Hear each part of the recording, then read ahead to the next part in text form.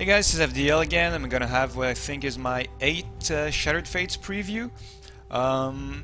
This time we're just gonna go back to an updated good old archetype that you've probably faced quite a lot in QM and maybe even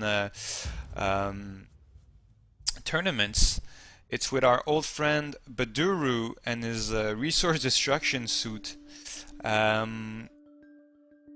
This is a deck that came along slowly after Dark Prophecies was released.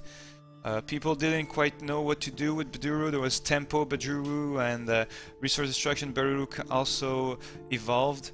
And it's become quite a good deck in Dark Prophecies, I think. Some people find it quite annoying that they can't make the plays they want to make and they think it's a cheap tactic or whatever, but I think it's fair game and I quite enjoy playing it, and it's not unbeatable. If you play tough allies, like Gargoyle is probably the Baduruu's worst nightmare. So it does have some weakness, but when it does work, it's a thing of beauty. So Baduruu has a Foreshadow Energy ability, which allows you to summon a bow free of cost. And on top of that, it gets an extra attack point. So this allows you to make big tempo plays on turn 4 or 5, where you get to play, well, depending on if you're playing Resource Destruction, then you can play Resource Destruction, you can play allies, and then play a bow to take out an opposing ally. Or if you're playing Tempo Baduruu, you can play things like Furion Terror to clear the board with the help of your bow. So yeah, Baduruu is kind of predictable in the sense that you know when his big turns are coming, but he's still a very reliable hero. Well, obviously the heart of the deck is Herbie monsters and Cobra skin wraps. You want some in your opening hands. If you don't, you're a little in trouble, because you don't have a lot of threats in this deck. It's mostly about keeping your opponent under wraps while you slowly build up your advantage, and then go in for the kill, where you've put your opponent in such a hole that he can't really get out of it until before you get the killing blow. Nightcrawler can be one of those win condition if you get a good start with say a couple of item destruction, and then you follow up with a Nightcrawler to take your opponent cards from his very hand. That can be a that can be the game right there in quite a few situations. Actually, I had never noticed that Nightcrawler had this skull on her shoulder. Nice art. I don't think I've ever played with the the foil version before. I have this funny thing with foils where I'll only play foils if I have the exact number I want to play. So I only have 2 Nightcrawler foils. So if I'm playing 3, then I'll play the regular card. Don't ask me why. It's just I'm wired that way, it seems. So yeah, this is a classic Resource Denial suite that Baduruu has had ever since, well, actually ever since Call of the Crystals, the first sets. Those are all original cards, but at that time it didn't really have the weapons to allow this style of play. I mean, Soul Seeker has always been good, but he had nothing else really. I mean, you could play with what is it, Guardian of Oath or something. Yeah, it tells you how much I've played with that card. I know Bubway from KA and ETC, he had a very successful Resource Destruction Baduruu that involved Evil Ascendant and Guardian Oaths. So this gives defends with for 2 and 3 with Baduruu's ability. So if you have Evil Ascendant out, you can kill a lot of things without them damaging you. But it wasn't exactly tier 1, but it was still a playable deck. As you notice, I only have 4 cards from Call of the Crystals. I put in some Shrieks of Vengeance in there because you're going to be on low resources, and some some cheap draw engines can be annoying. That's probably the worst thing that can happen, that someone has a cheap draw engine out, like Blood Frenzy or Tome of Knowledge, or even a couple of bad Santas, because you're probably gonna have a full hand, and they can Santa bomb you, and then you kind of lose the resource advantage or the card advantage you're gaining with Wraps and HBM. So yeah, Dark Prophecies brought a couple of nice tools for resource destruction Baduruu, most notably Snare Trap, which exiles a 3-cost ally, a weenie, from your opponent, which is very good as a turn 2 play to set up your HBM and Wraps chain. That allows you to go 1-for-1 for an ally, which is what you want to do. Yeah, I forgot to mention, I wanted to mention this, but there's this notion that Herbie Monsters is better going second, and or the deck or Resource Destruction Baduruu is better going second. I'm not quite sure I agree with that, because going first you have a lot more flexibility in playing HBM. You can play it on turn 4 or 5 and keep your opponent under 5, which is usually the goal in Resource Destruction. All the big plays are at 5, which isn't so true in Shattered Fates. There are a lot of very nice 4-cost allies. We'll see, which has been an awkward spot until now for allies, but we'll see if they catch on. I've been playing a few myself. So yeah, if you want to keep your opponent under 5 from reaching 5 resources, going first is very good, because you can play HBM on turn 4 or 5, so you can use your own turn 3 to play a trap or an ally, which will give you board advantage and damage output and a very good hold on the game. Going second, Baduruu is probably one of the decks that suffers less about going second, given that you can play HBM to prevent your big plays from your opponent. Going second, you kind of have to play it on turn 3, which takes the place of your allies or traps.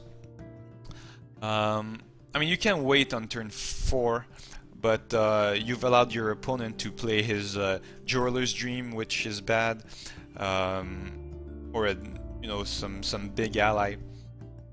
But then you can come in on turn 4 with your bow, whereas if you're going first, you have to wait to turn 5 to summon your bow in. But if you can get a couple of resource destruction by turn 5, you should be good anyways. So in Dark Prophecies, we have Snare Trap, Perfect Shot, which is a very important card here, because I mentioned that the tough allies are a big toll on Baduruu and his bows. If you can kill your allies, your opponent's allies 1-for-1, you're losing a lot of value and probably gonna lose the game. So Perfect Shot is very much needed. And Grundler's Double, which is a pretty good bow, most notably because it has a 5 durability. So if when summoned with Baduruu's ability, it comes in as a 3/5, and it allows you to attack into stealth, which can be relevant. And it also allows you to draw if you have only one ally on the field. So those are both abilities that you're gonna use in the game. So yeah, Grundler's Double is a very good card, and it's not costed at 6 for nothing, but thanks to Baduruu's ability, you can play it for Shadow Energy.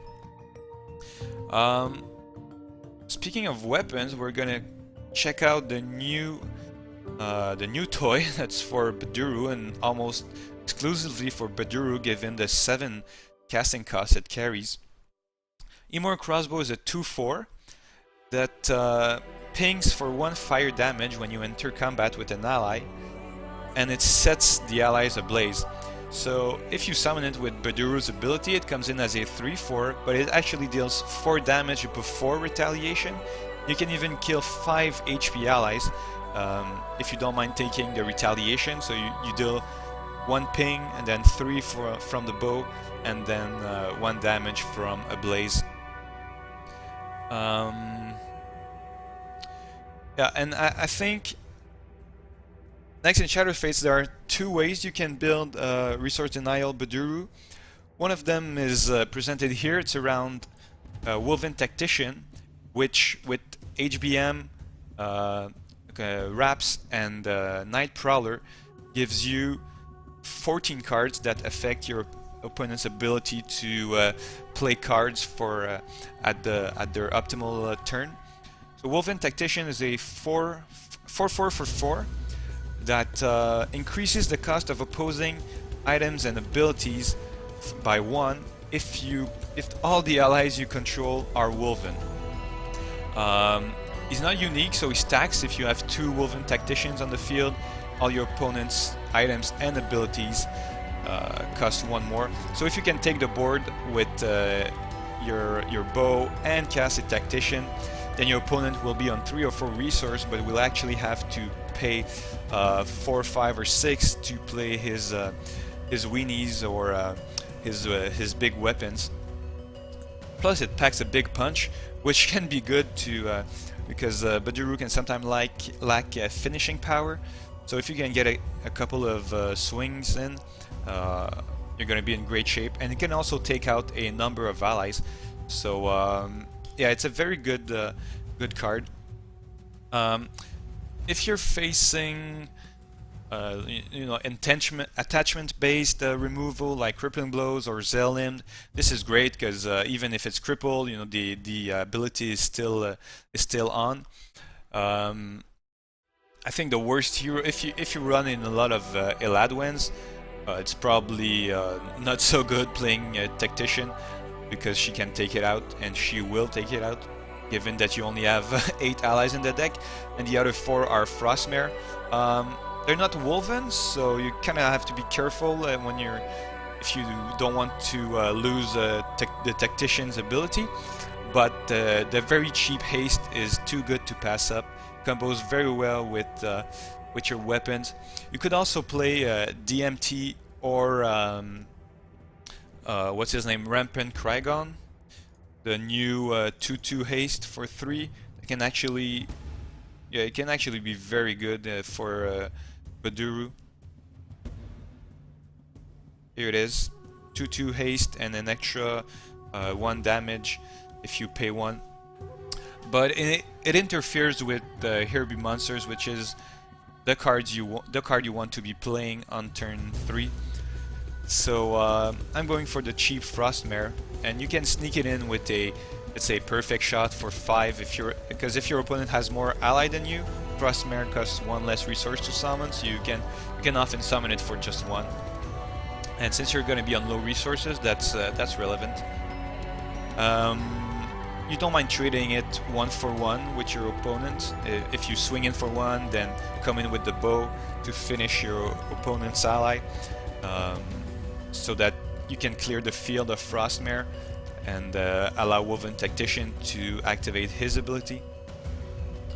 And finally we have Raven's Gambit, which is one of the Hunter's best new card.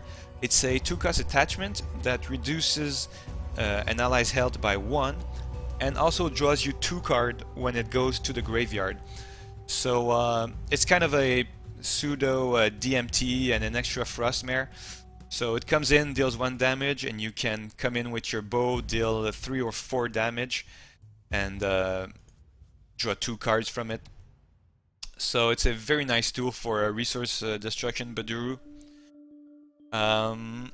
The other thing you can do is go Undead with your allies. So instead of the Tacticians, I would play 4 DMTs for the ping, and I would play 3 where is it? 3 Bone Kings. Bone King, yeah. Which is a 3/4 for 4 that returns to your hand if it's killed and it's the only ally you have on the field. And it also pings for 2 when it is summoned if you have 3 undead allies in the graveyard. So what you want to do if you're playing undead is to play your Frostmares and DMTs early, get them in the graveyard, help and get board control with them, and then get them in the graveyard by having your opponent attack into them. and then you can basically just go solo with Bone King and constantly ping for 2 and have an infinite supply of allies, which is very good in a deck that's running only 11 allies. You might want to get a way to kill your Bone King. I usually don't, but so if it gets crippled, then I'm kind of stuck because it's unique and I can't play it anymore. And but I'm willing to take that risk. So it can be kind of a meta call. If you're running into a lot of disables, you might want to go with tacticians. But if you're running into a lot of direct damage like mages or priests, the Undead package is probably better. So yeah, I think that covers all the cards. And if I missed anything, I'll talk about it in game. Oh yeah, that's a very important thing. Always pick a sleeve that makes your opponent believe you're playing a different deck. So if you say Baduruu with Fury and Terror sleeves, you're thinking, oh, this is Tempo Baduruu, but it isn't. So you see what kind of high-level strategy I'm using when I play Shadow Era. Yeah, okay, let's get to the serious stuff now. Okay, so I'll go start a game and meet you in a bit.